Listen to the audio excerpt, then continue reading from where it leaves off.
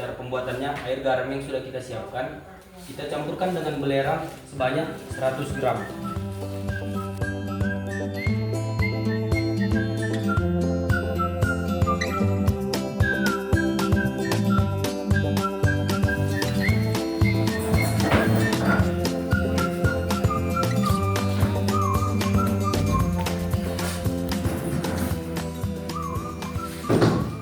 Kami membuat inovasi ini agar lingkungan tetap terjaga dan kita tidak terlalu bergantung pada bahan kimia.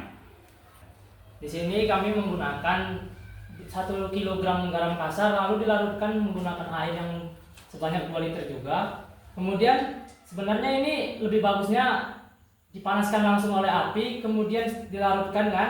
Setelah dilarutkan, apabila sudah larut garam tersebut, lalu kita masukkan belerang ini sebanyak 1 oz atau 100 gram. Apabila sudah larut juga, kita tunggu hingga dingin air yang sudah dipanaskan tadi. Apabila sudah panas, lalu kita campurkan cuka ini sebanyak 1 botol. Kemudian kita larutkan juga, kita kacau hingga merata. Setelah hingga merata, baru kita taruhkan dalam botol atau dalam wadah. Setelah itu bisa kita gunakan langsung pada lahan yang ingin kita aplikasikan. Baik, cara pembuatannya, air garam yang sudah kita siapkan, kita campurkan dengan belerang sebanyak 100 gram.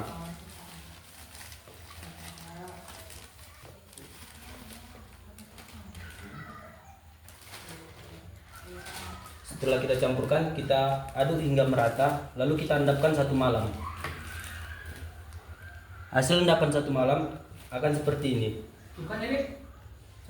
Dan setelah kita endapkan, saat kita mau mengaplikasikannya kepada rumput yang akan kita musnahkan, kita akan mengaplikasikannya dengan asam cuka.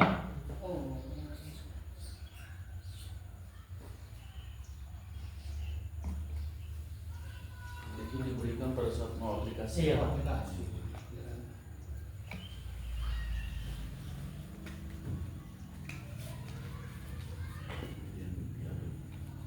Setelah itu kita aduk hingga merata.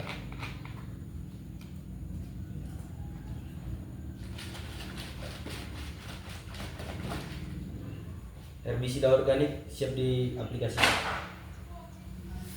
Untuk pengaplikasiannya, herbisida organik ini yaitu 1:1. 1:1 itu sebelum dibuat kita harus menyaring dulu untuk disemprot.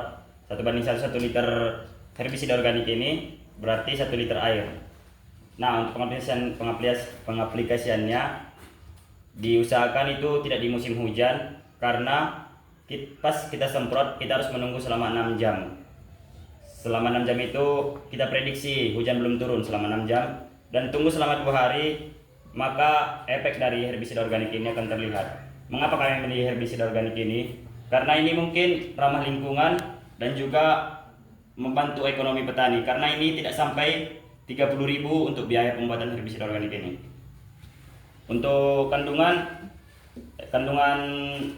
belerang ini yaitu untuk mengeringkan gulma, dan untuk kandungan cuka juga memperlambat pertumbuhan dan juga bisa mengganggu proses fotosintesis dari gulma tersebut.